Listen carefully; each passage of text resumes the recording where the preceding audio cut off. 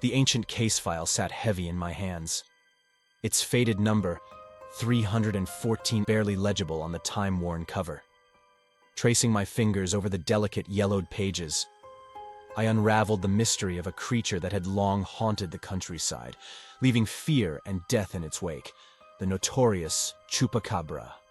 As I pored over the chilling accounts, the kerosene lamp on my desk flickered, casting dancing shadows across the walls of my cramped study.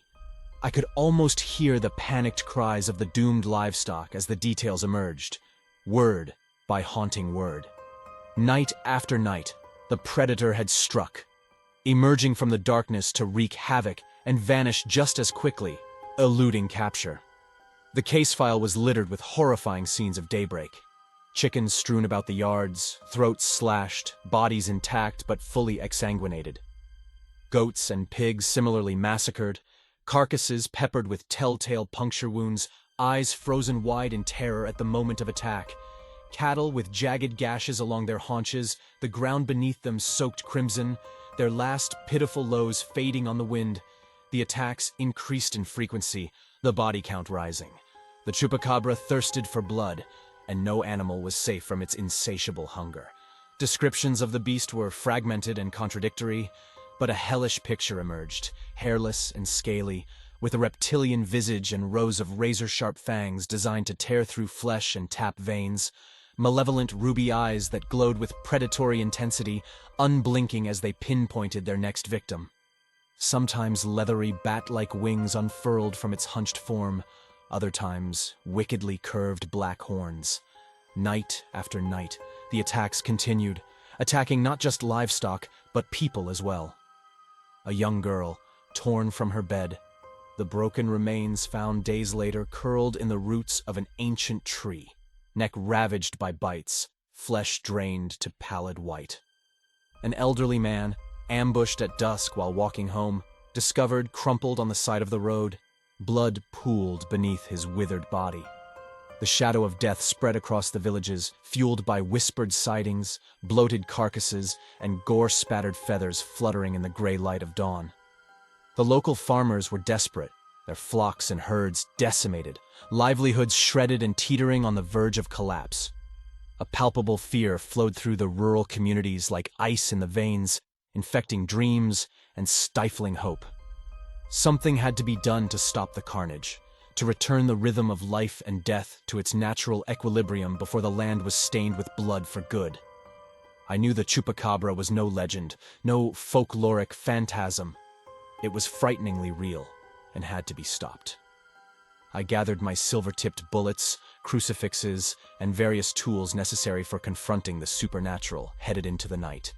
Trees crowded in on all sides as I navigated the moon-bleached rural roads, driven by grim determination.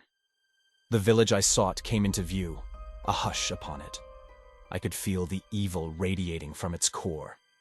An elderly farmer emerged from the shadows, worn features etched with grief and horror. He spoke of the Chupacabra's rampages, the haunting death cries of his goats echoing into the night, discovering the mutilated tangle of carcasses in the morning light. His watery eyes pleaded for salvation. I steeled myself and delved deeper into the darkness, following the scent of rot on the air.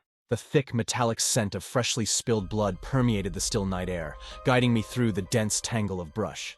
All my senses were primed, focused like a weapon, as I tracked the unseen force that had left a trail of ravaged carcasses in its wake. Then, the chilling cry I had been pursuing shattered the silence, so close it jagged through my nerves. Whirling toward the sound, I saw it crouched mere yards away, eyes smoldering like hot coals, fangs bared and slick with ribbons of tissue. This was the culmination of years spent developing an encyclopedic knowledge of the occult, gathering tools and honing my skills, all to prepare for this moment. Now was the time to face the gruesome beast head-on and end the carnage once and for all. Our deadly dance was swift, every movement synergized and precisely executed. I targeted the vital areas I had studied, unloading 2 silver-tipped bullets into the writhing creature.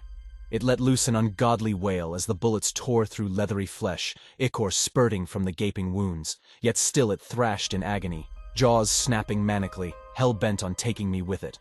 Another 3 bullets at last shattered its resolve, those malevolent eyes dimming as brackish blood gurgled up and over its slackened maw. As the last choked cries faded into the darkness, the creature's corporeal form began dissolving before my eyes.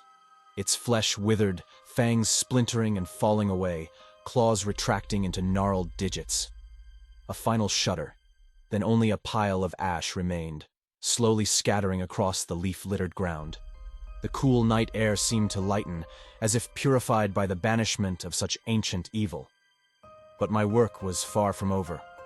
I returned to my truck, drained yet resolute, knowing this small triumph did little to turn the tides in the endless war against the forces of darkness. There would be other nights, other blood-soaked trails to follow into the teeth of the infernal unknown. More human lives would be shattered, livestock slaughtered, unless someone took up the cause. As dawn's first rays broke across the horizon, I caught a glimpse of the village beginning to stir.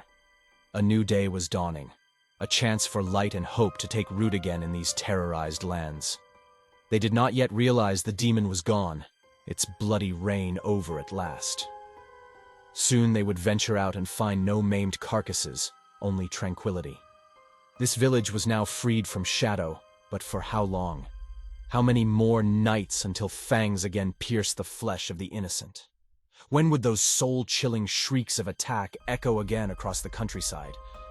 The war raged on, evil eternally lurching back from the abyss to prey upon all who unwittingly crossed its path.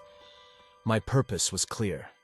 Track them down, confront them head-on, erase them from this earthly plane. As long as blood still flowed through my veins, I would not stop until the work was done.